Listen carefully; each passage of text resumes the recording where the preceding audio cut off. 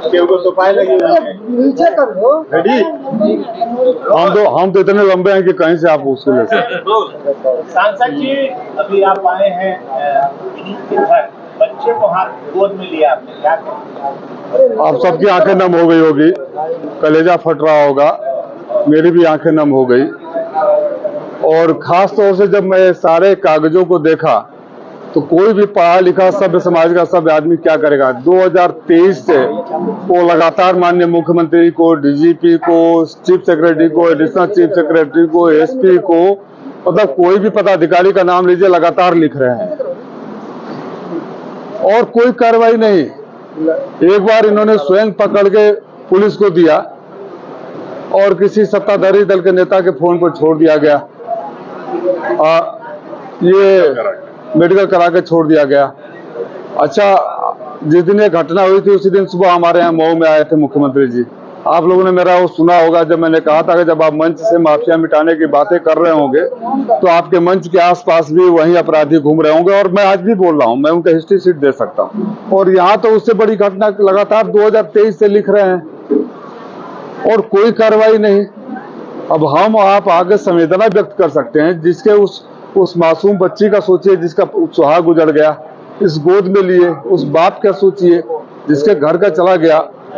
और संगठित गिरोह बना के हर जिले में जो चल रहा है, संगठित गिरोह पर मुख्यमंत्री जी आपके यहाँ भी गरजे, बिजनौर में भी गरजे, वो हर जगह गरजते हैं। जब हमारे यहाँ गरज रहे थे उससे 1 घंटा पहले मैंने बोला था, मुझे लगा था और उनको भेजा भी था, मुझे ऐसा लगा था कि उसमें कहा था कि जब अगर मेरी बातों पर यकीन नहीं हो तो अपने इंटेलिजेंस के अधिकारियों से पूछ लीजिएगा। वही मंच के आसपास किसी सब घटना हुई। हाँ, उसके 1 रात पहले हमारे यहाँ हुई थी, उस दिन ये घटना हो गई।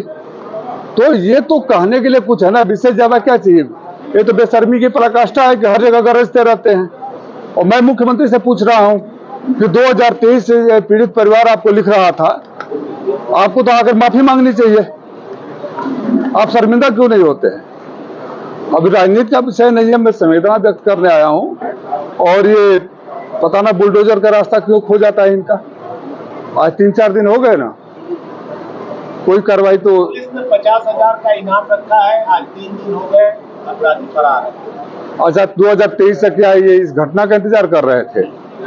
एक वीडियो देखा, हम फिल्मों में देखा करते थे, 30-40 लड़के घुस रहे हैं, तोड़ फोड़ कर रहे हैं, लाखों का नुकसान कर दे रहे हैं, उसके बाद भी कोई कार्रवाई नहीं। अब क्या चाहिए आपको। क्या कहना चाहेंगे मुख्यमंत्री से? मुख्यमंत्री जी से कहना चाहूंगा कि गरजना कम करिए, बुलडोजरों को चुने हुए पट्टे पर मत भेजिए। और जब मैं आपसे पढ़े लिखे एक सांसद के रूप में आपसे अनुरोध किया था तब कम से कम आप विचार किए होते। इस तरह की घटना हो गई उन सारे अधिकारियों के खिलाफ जिनको भी आपने फॉरवर्ड किया होगा, तत्काल कार्रवाई होनी चाहिए। वो अधिकारी भी जेल में जाने चाहिए और इसकी गहन जांच होनी चाहिए कि कौन सत्ताधारी दल का नेता संरक्षण दे रहा है। मुझे बताया गया, नाम नहीं लेना चाहता हूं, तो महापुरुष कुछ दिन पहले शराब के साथ बिहार में भी पकड़े गए थे। सांसद जी, आप लोग तो राजनीतिक लोग हैं, संगठित अपराध पे चर्चा होती है, संगठित अपराध पे समीक्षा होती है, फिर भी संगठित अपराध चल रहा है, गैंग चल रहा है।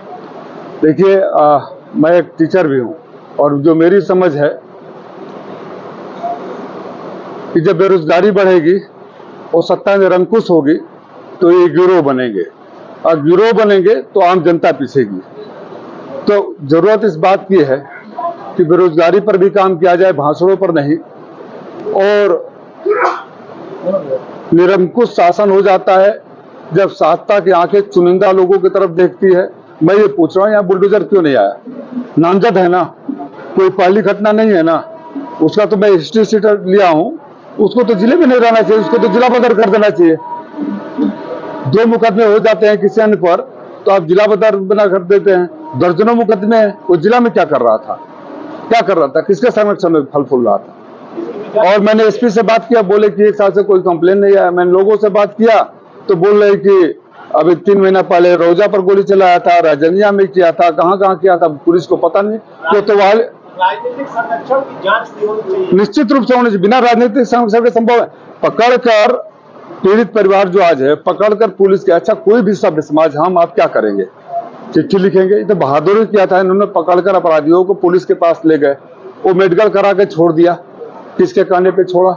CDR की जांच की जाए और जांच की मांग करेंगे। निश्चित रूप से जांच होनी चाहिए इसकी, और अधिकारी जांच ना करे। अब तो CBI को भी आपने क्या बना दिया है?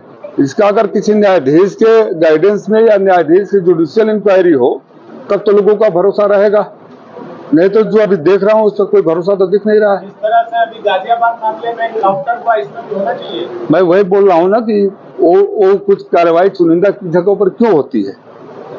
ये वहां तो पहला घटना था, यहाँ तो 3 साल से लिख रहे हैं और दर्जनों घटनाएं हैं।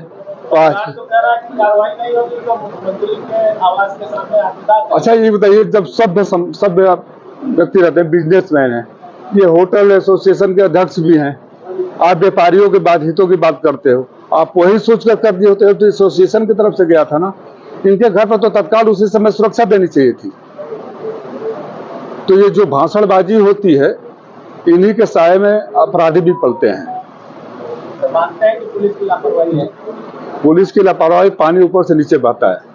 सत्ता के संरक्षण में पुलिस लाचार हो जाती है, ऋण विहीन हो जाती है, और ऋण विहीन और भ्रष्ट पुलिस अधिकारी जब हो जाते हैं समाज में तो अपराधी पैदा होते हैं। और ऐसे सभ्य लोग जो अपनी ईमानदारी से काम करते हैं, 2 साल से होटल का रेनोवेशन हो रहा था और वहां जाने की क्या जरूरत?